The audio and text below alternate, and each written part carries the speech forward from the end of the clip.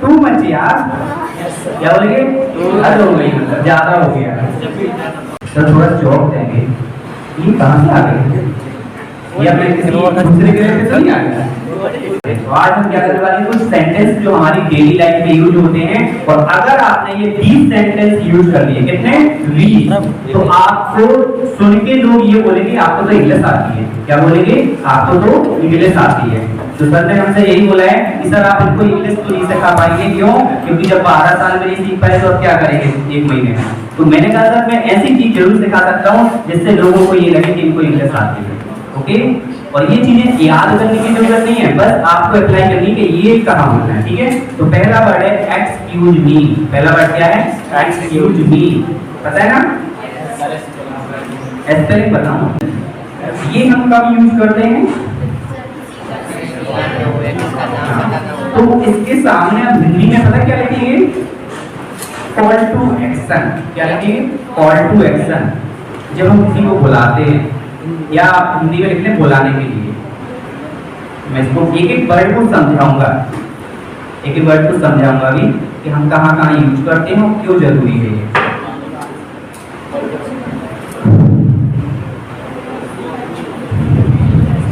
देखिए, सबसे ज्यादा आप लोगों ने कैसा सुना होगा? जैसे एक लड़का है, किसी स्ट्रेंजर, कोई लड़की खड़ी हुई है तो क्या बोलेगा? Excuse me. क्या बोलेगा? Excuse me. तो इसको हम ऐसा भी यूज कर सकते हैं कि कोई लड़का है, किसी लड़की मतलब रास्ते में खड़ी हुई है, उसको निकलना है या कुछ बात करना है, दोनों सिचुएशन है। कोई बात करनी है तो क्या बोलेंगे? Excuse me.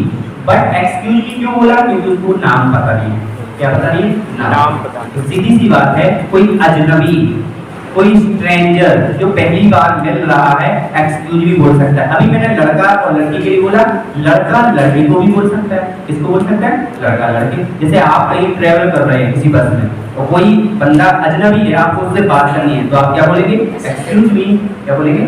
Excuse me. क्यों बोलेंगे? क्योंकि वो अजनबी है और आपको उसको हाय हेलो करने की बजाय एक्सक्यूज मी बोलना चाहिए। कब? जब वो अजनबी है। अजनबी इंसान से मिलते तो क्या बोलते हैं? Excuse me. क्या बोलते हैं? Excuse me. कोई रास्ते में खड़ा हुआ, मान के चलो गेट पर, मुझे निकलना है, तो मैं क्या बोलूंगा? एक्सक्यूज मी, क्योंकि मुझे नाम पता नहीं। अगर नाम पता है तो मैं नाम से पूछ सकता हूँ। ठीक है, तो ये वर्ड कहाँ होता है? अजनबी जो लोग होते हैं उनके लिए एक्सक्यूज मी यूज होता है। ठीक है, तो आप लोग समझ गए ना कि बुलाना तो है, थोड़ा शॉर्ट में लिख लीजिए, अजनबी के लिए यूज कहाँ हो रहा है? अजनबी के लिए, स्ट्रेंजर के लिए। ठीक है, आप जैसे बोलते हैं ना मेरा क्वेश्चन है, क्या बोलते हैं? मेरा क्वेश्चन है, तो आप इसकी जगह क्या बोलेंगे? I have a question. क्या बोलेंगे? I have a question. तो दूसरा सेंटेंस हमारा क्या आ गया? I have a question. Please बैठिए। क्या बोलेंगे? I have a question. तो आज के बाद आप हमसे ये नहीं बोलेंगे सर मुझे एक क्वेश्चन पूछना है या मेरा एक क्वेश्चन है, नहीं, सीधा बोलेंगे आई हैव अ क्वेश्चन। कितना सिंपल सेंटेंस है। आप इतना बोल देते किसी मैम सर से ही बोलेंगे ma'am I have a question, sir I have a question. Sir थोड़ा चौक देंगे, ये कहाँ से आ गए? या मैं किसी दूसरे ग्रह पे तो नहीं आ गया? कितना सिंपल है, आई हैव अ क्वेश्चन याद करने की जरूरत भी नहीं है। सब यूं पता है, कुछ लोग तो यूज भी करते होंगे। तो दैट आपको क्या यूज करना है? I have a question. इसका मीन्स क्या होता है? मुझे एक क्वेश्चन पूछना है, मेरा एक प्रश्न है, एक सवाल है। ठीक है, कोई भी चीज दे सकते हैं करने वाले, क्योंकि मैं बोल रहा हूँ ना। अब ये क्वेश्चन आपसे क्या बोल रहा है? Sir I have a question. क्या? आई हैव अ क्वेश्चन है, राइट? तो क्या हो जाएगा? Sir I want ask you question. Okay, got it. ठीक है, तो आपने इस लाइन को थोड़ा अलग क्यों लिखवाया मैंने? दोनों चीजें सेम। एक है सर मेरे पास एक सवाल है, मेरे पास एक प्रश्न है, तो मतलब आपने क्या लगा? I have a question. और दूसरा मैंने बोला sir I want ask you question, मतलब मैं आपसे प्रश्न पूछ सकता हूँ। एक तो है कि आपको मुझसे कुछ पूछना है, मतलब क्या पूछना है कि आपके पास ऑलरेडी क्वेश्चन है, मतलब आपके पास ऑलरेडी क्वेश्चन है, आपको पूछना है, तो आप क्या बोलेंगे? I have a question. अब आपको ये अप्लाई करना है। थोड़ा सा ये सेंटेंस और लग रहा है क्या? बड़ा लग रहा है क्या? No, I want ask you question. अगर इसको 4 बार रिपीट कर देंगे तो आई थिंक याद हो जाएगा।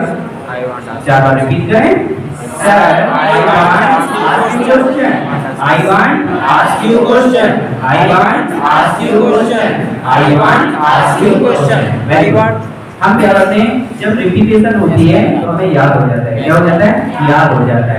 जैसे आप सुबह से कई बार अपन लोग जब स्कूल टाइम में थे ना तो याद कैसे करते थे? रिपीट करते थे। जैसे कोई प्रश्न बोल रहा है एक राजा था, एक राजा था, एक राजा था, ऐसे बोलते हैं ना।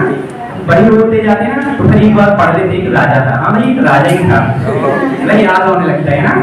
तो इस चीज को हम थोड़ा रिपीट कर लेते हैं तो फिर आपके पास में वो चीजें याद होने लगती हैं।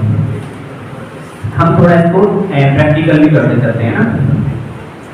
आपका पहला दिन है, आप कर देंगे। अगर आपके पास कोई क्वेश्चन है तो आप क्या बोलेंगे? एक शांति नहीं, आपके पास क्वेश्चन है, आपके पास मतलब आपके पास क्वेश्चन है मतलब आपको पूछना है क्या? I have a question. आपको जैसे दोनों चीजें सेम है कि आपको मुझसे ही पूछना है। एक है कि सर ने मुझे ये चीज समझाई लेकिन मुझे समझ में नहीं आई, ये आपका क्वेश्चन है, ठीक है। अब आपको मुझसे पूछना है कि सर आप कहाँ रहते हैं, सिंपल सी बात। तो आई वांट वहां पर परमिशन लेनी है, ओके प्लीज समझ गए ना। अभी हमने 3 सेंटेंस लिखे हैं, ठीक है। कितने लिखे हैं? एक्सक्यूज मी कहाँ यूज होगा? अजनबियों कहीं से मिलते हैं अजनबी से तो एक्सक्यूज मी, और आई हैव अ क्वेश्चन आपके पास एक प्रश्न है तो आपको मुझसे क्वेश्चन पूछना है तो I want to ask you question. Very good. तीसरा आप सॉरी आप लोगों ने यस ओके डन हाँ ये सब चीजों के अलग अलग सुने होंगे। इसमें जैसे कोई चीज के लिए आप एग्री करते हैं क्या बोलेंगे? Yes sir. क्या बोलेंगे? Yes sir. एक होता है इसमें 3-4 चीजें अलग होती हैं। एक तो होता है यस, एक होता है ओके। क्या होता है? ओके। और एक होता है या सुना आपको? या सुना ना, तो आपको या लिखना है। क्या लिखना है? या और एक ऑफ कोर्स होता है। क्या होता है? ऑफ कोर्स सुना आपने? हां यस सर ऑफ कोर्स। क्या हाँ ऑफ कोर्स, क्यों नहीं। अब ये 3 चीजें आपसे साथ में लिखो, मैं बता रहा हूँ। या लिख लिया आपने और एक श्योर SURE। क्या? श्योर। ये या भी हो गया, श्योर हो गया, ऑफ कोर्स। मतलब अगर ऐसा कर सकते हैं बोलिए ऑफ कोर्स, क्यों नहीं, ठीक है। क्या बोलेंगे? अब तीनों वर्ड को अलग अलग यूज कर रहे हैं।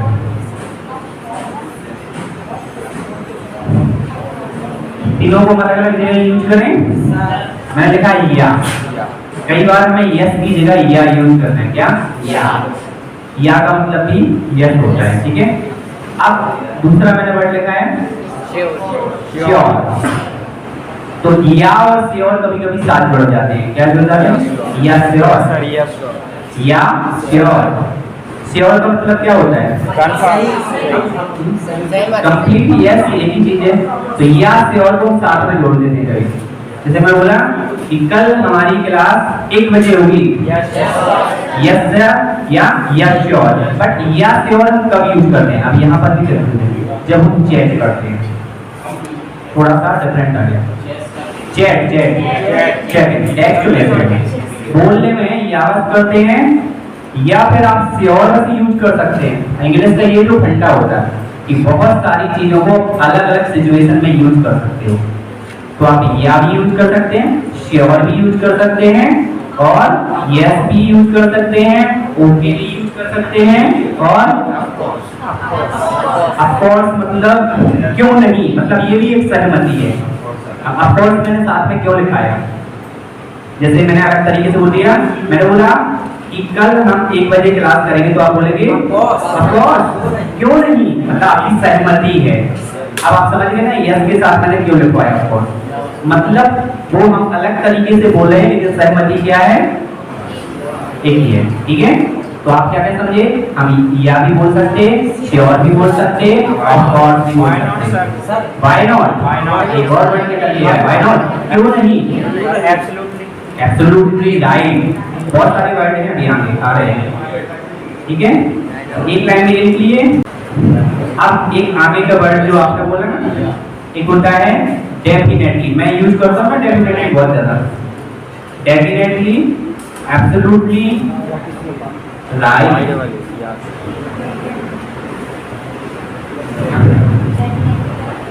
अब यहाँ पे गेम क्या है कि हम एब्सोल्युटली के साथ राइट यूज करते हैं। क्या? एब्सोल्युटली के साथ राइट यूज करते हैं, बट डेफिनेटली सिंगल रहता है। समझ पा रहे हो? आपने लिखा डेफिनेटली और एब्सोल्युटली, बट एब्सोल्युटली के साथ में राइट यूज करते हैं। क्या? राइट। आपकी मतलब अभी इस पहले में अगर मिस हो रही है तो लिखते जाइए, बट आप घर जाके उसको करेक्ट कर लीजिएगा, ठीक है?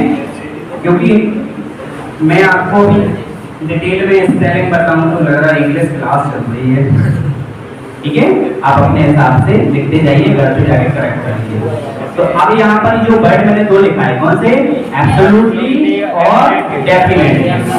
तो एब्सोल्युटली के साथ क्या यूज करेंगे? राइट। क्या यूज करेंगे? राइट। एक एग्जांपल लेते कि हम बाहर एक्टिविटी करने चले, एब्सोल्युटली राइट। एब्सोल्युटली राइट नहीं आ रहा, डेफिनेटली।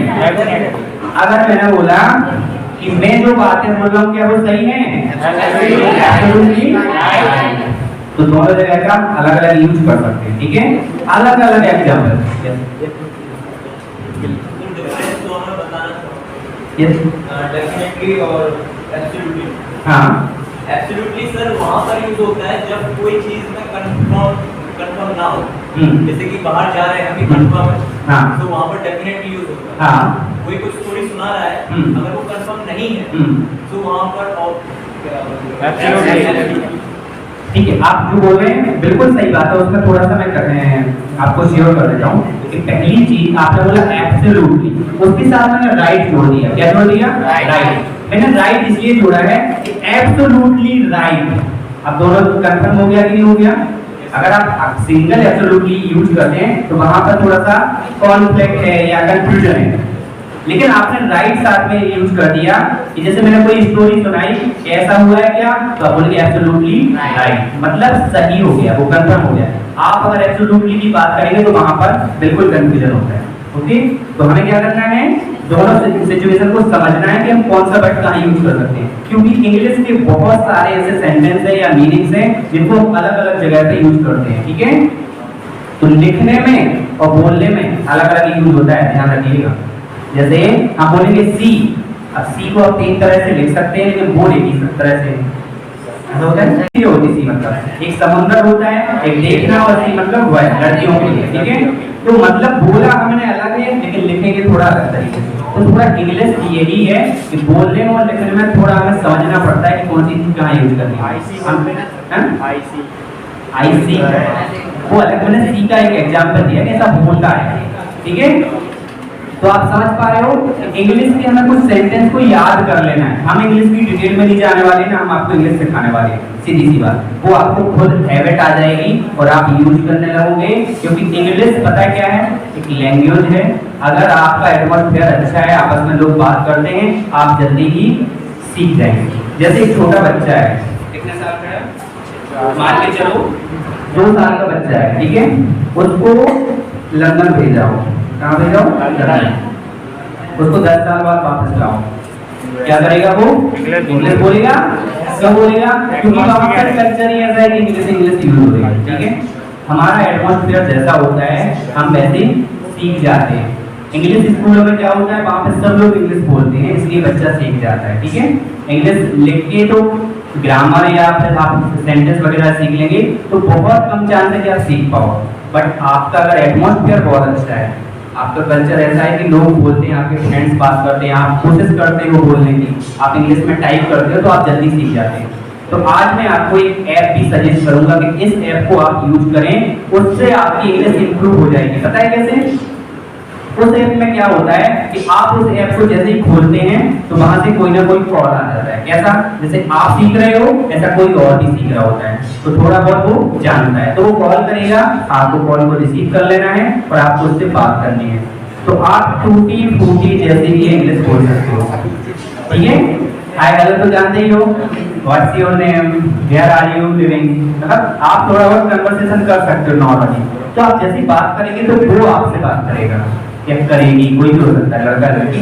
तो जैसे ही आप बात करेंगे आपकी कन्वर्सेशन बढ़ेगी। ऐसा आपको डेली 10 मिनट, जब भी टाइम है 10 मिनट का, 5 मिनट का आप इससे कर सकते हो। ऐप का नाम है, लिख लीजिए, जोश स्किल। जोश इतनी भी बातें करना कर सकते हैं और वो भी कॉल पर, और आप चैट कर सकते हैं। उसमें बहुत सारे पीडीएफ भी होते हैं। मतलब आपको इंग्लिश का 6 महीने में वो राजा बना देते हैं। क्या बना देते हैं? राजा। मैं खुद यूज करता हूँ, मैं रेफर इसलिए कर रहा हूँ क्योंकि मुझे उससे बेनिफिट मिला है। मैं बोलता हूँ कि मेरी इंग्लिश इतनी अच्छी नहीं है कि मैं टोटल बोल लेता हूँ, बट इतनी अच्छी है कि मैं बात कर लेता हूँ। अगर मुझसे कोई बोलता है तो मैं समझ लेता हूँ। मुझे कुछ अपनी बातें करनी है तो मैं कर लेता हूँ, ठीक है। क्योंकि स्पीकर के लिए इंग्लिश आना बहुत जरूरी है, क्योंकि मेरे सेशन कुछ बाहर भी होते हैं और ओवर इंडिया होते हैं, तो सब जगह पे हिंदी यूज नहीं होती है, हमें सब जगह के हिसाब से रहना पड़ता है, ठीक है। तो मैं भी सीख रहा हूँ। अगर आप चाहते हैं कि 2, 4, 10 मिनट या 1 आधा घंटे निकाल के आप सीखना चाहते हैं तो इस ऐप के द्वारा भी आप सीख सकते हैं, ठीक है। ये तो बात मैंने बता दी थी। अब हम इंग्लिश के कुछ और वर्ड हैं जो हम यूज करते हैं। नो प्रॉब्लम, क्या? नो प्रॉब्लम कब यूज करते हैं? नो प्रॉब्लम कोई बात नहीं। उसका मतलब क्या होता है? कोई बात नहीं, कोई समस्या नहीं, कोई समस्या नहीं है, कोई बात नहीं। मैं बोलूंगा कल आप लोगों को 10 बजे आना है तो क्या बोलोगे? नो प्रॉब्लम, आ जाएंगे। मतलब कोई समस्या नहीं है, कोई प्रॉब्लम नहीं है, ठीक है। तो आप क्या बोलेंगे? No problem. एक वर्ड में कई बार बोलता हूँ, आप लोगों ने सुना होगा, गॉट इट। क्या बोलते हैं? Got it, GOTIT, got it. Got it का मतलब, एक मिनट, गॉट इट का मतलब क्या होता है? मुझे प्राप्त हो गया, या मैं आप सभी से बोल सकता हूँ गॉट इट। क्या बोल सकता हूँ? गॉट इट, मतलब समझ में आ गया। अब यहाँ पे देखो 2 चीजें अलग हो गई। एक होता है गॉट इट मतलब मुझे प्राप्त हो गया, एक आपसे बोला गॉट इट तो आप क्या बोलेंगे? आपको समझ में आ गया। और एक और बोल सकता हूँ, अंडरस्टूड। क्या बोलूंगा? Understood.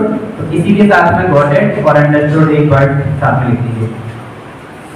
Got it, understood, UNDERSTOOD,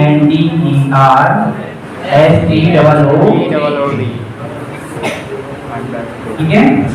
बोले आज से इंग्लिश की क्लास चल रही है, लेकिन पता है यही तो आपको स्मार्ट बनाने का तरीका है कि हमें पूरा सिलेबस पढ़ने की जरूरत नहीं है, पूरे सेंटेंस पढ़ने की जरूरत नहीं है।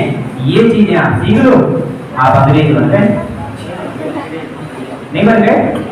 सभी चीजें यूज करने की जरूरत नहीं है, थोड़ी थोड़ी पढ़ लो ना, स्मार्ट बन जाओगे आप, ठीक है। अब मैंने यहाँ पे 2 चीजें लिखाई हैं। एक, आपसे मैं बोलूं गॉट इट मतलब समझ में आया, मतलब आपको प्राप्त हुआ। जैसे मैं बोला प्राप्त हुआ, मतलब आपको कोई चीज मैंने बताई और बोला गॉट इट तो आप बोलिए यस सर, मतलब आपको प्राप्त हो गया। उसी में एक चीज और बोल सकता हूँ, अंडरस्टूड मतलब आप एग्री करते हैं, उसका भी मतलब सहमति है। ऐसा बोलते ना, अंडरस्टूड या अंडरस्टैंड। क्या बोलते हैं? अंडरस्टैंड। लेकिन अंडरस्टैंड से अच्छा क्या है? अंडरस्टूड, ठीक है। तो ये चीजें दोनों सेम ही हैं। एक नेक्स्ट वर्ड और हम बोलते हैं मोस्ट ऑफ द टाइम। क्या बोलते हैं? Most of the time. इसका मतलब क्या होता है?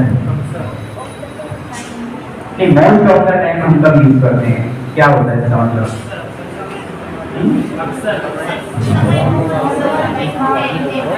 आपने एक लाइन में बोल दिया, बहुत अच्छी बात है। हम थोड़ा सा और डिटेल में जाने वाले हैं, क्योंकि इसका मतलब यही होता है। मोस्ट ऑफ द टाइम क्या होता है इसका मतलब? नहीं, ज्यादातर, अक्सर, 2 ही वर्ड है इसके। जैसे बोलो मोस्ट ऑफ द टाइम मतलब ऐसा होता है। मैं बोलूंगा मोस्ट ऑफ द टाइम मैं आपको कम्युनिकेशन सिखाता हूँ, यस। तो मतलब क्या हो गया? ज्यादातर या अक्सर, समझ गए ना? इसका मतलब क्या होता है? ज्यादातर या अक्सर। अब इसको आप हिंदी में लिख भी सकते हैं, कई बार भूल जाते हैं। हम लिख तो लिया है कि मोस्ट ऑफ द टाइम, हमें यूज कहाँ करना है पता ही नहीं है, क्योंकि मीनिंग्स पता नहीं है। जिसको पता है वो लिख लीजिए, जिसको नहीं पता है वो भी लिख लीजिए, ठीक है? क्योंकि हमें ये चीजें लिखनी बस नहीं है, इसको यूज करना है। क्या करना? मोबाइल को छोड़ो साइलेंट मोड पर और इसको छोड़ो स्माइल मोड पर, ठीक है? तो मोस्ट ऑफ द टाइम का आपने यूज कर दिया। एक लाइन में बहुत यूज करता हूँ, आप सभी को पता है, इन द सेंस। सुनिए ना? यस सर, सुनिए। इन द सेंस का मतलब क्या होता है? इसका मतलब जैसे मैं बोलता हूँ कि कोई भी चीज मैं बोली कि आपको कॉन्फिडेंट इन द सेंस, मैं ऐसा बोल देता हूँ कॉन्फिडेंट इन द सेंस, तो आपको क्या लिखना है? In the sense. इसका मतलब होता है, इसका मतलब इसका मतलब होता है, इसका मतलब। सर आप एक बार और बोल दैट मीन्स, हाँ दैट मीन्स बोलते ना, बताते हैं हम सब। That means। जितनी चीजें हमने लिखी है वो तो ठीक है, लेकिन जो आ रही हैं आप पूछ सकते हैं और उसको रिपीट भी करेंगे। आई मीन भी बोलते हैं। आई मीन मेरा मतलब, आई थिंक, आई मीन मेरा मतलब। Am I right? मैं सही हूँ? बोलते हैं am I right? मैं सही हूँ? मतलब क्वेश्चन आपसे पूछता हूँ, am I right? मैं सही हूँ? सही हूँ? चलो क्या लिख दिया अपन ने? इसका मतलब क्या है? इसका मतलब, ठीक है? इसका मतलब, इसका मतलब, इसका मतलब, ठीक है? अब जैसे बोलता हूँ आई थिंक, क्या बोलता हूँ? आई थिंक, आई मीन, दोनों वर्ड को लिख लूँ साथ साथ में, आई थिंक, आई मीन। अब बोलता हूँ आई मीन टू से, मेरा मतलब है मैं कहना चाहता हूँ, ठीक है? I mean, I think. लेकिन कई बार हम आगे एक सेंटेंस बना देते, आई मीन टू से, मैं ये कहना चाहता हूँ या मेरे कहने का ये मतलब है। क्या? एक मिनट क्या चाहिए? हमारी क्लास में जो आता है ना एकदम परफेक्ट रहता है, डर नहीं होता उसके अंदर। आपको भी बिल्कुल डरना नहीं है, आपको अपना इंट्रो बताना है, ठीक है?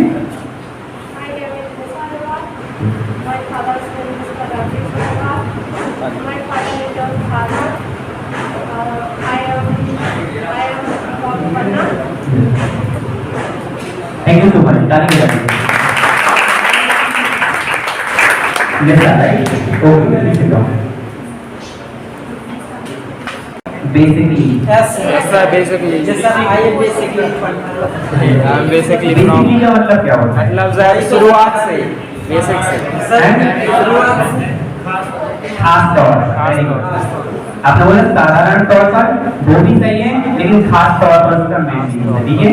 बेसिकली बेसिकली मैं पन्ना से बिलोंग करता हूँ, आपने जो बोला बेसिकली आई बिलोंग टू पन्ना, ऐसे बेसिकली यूज करते हैं। खास ओके, तो लिखिए आपने बेसिकली। एक वर्ड होता है जब हम एक्टर से हो जाते हैं, गुस्सा हो जाते हैं, तब बोलते हैं। सुना है आप सभी ने? This is too much. This is too much। अरे this is too much, हद हो गई यार। कॉपी निकाल लीजिए आपकी। यस, क्या लिखेंगे? This is too much। इसका मतलब होता है हद हो गई। डी डबल ओ होता है ना टू में, डी डबल ओ आता है ना टू में। हाँ, टी डबल टू मच में टी डबल हो, टू मच में टी डबल हो, मतलब आवश्यकता से जब ज्यादा होता है ना तो थैंक यू सो मच, क्या बोलते हैं? Thank you so much, thank you very much. जब ज्यादा होता है तो उसके लिए यूज करते हैं। तो टू मच में, अब मैंने लिखा है दिस इज टू मच, ये वर्ड हमें कहाँ यूज करना है? जब आप लोग बहुत शोर कर रहे हो तो हम दिस इज की जगह भी हटा के टू मच यार, क्या बोलेंगे? हद हो गई, मतलब ज्यादा हो गया, ठीक है? टू मच का मतलब ज्यादा होता है। तो दिस इज टू मच मतलब यूज होता है ज्यादा कहाँ? जब अति हो जाए, अति ज्ञान। एनफ भी बोलते हैं। कोई चीज को मिल जाए तो उससे क्या बोलेंगे? This is too much. Get lost वो निकालने के लिए हो गया। तो आपको क्या लिखना है इसका मतलब? हद हो गई, पढ़ने की भी हद हो गई, एक्टिविटी हो जानी चाहिए। बंद करो। मुझे लग रहा है आपके पेन से स्माइल गैर होने लगी थी। Lunch time. बस होना चाहिए ना।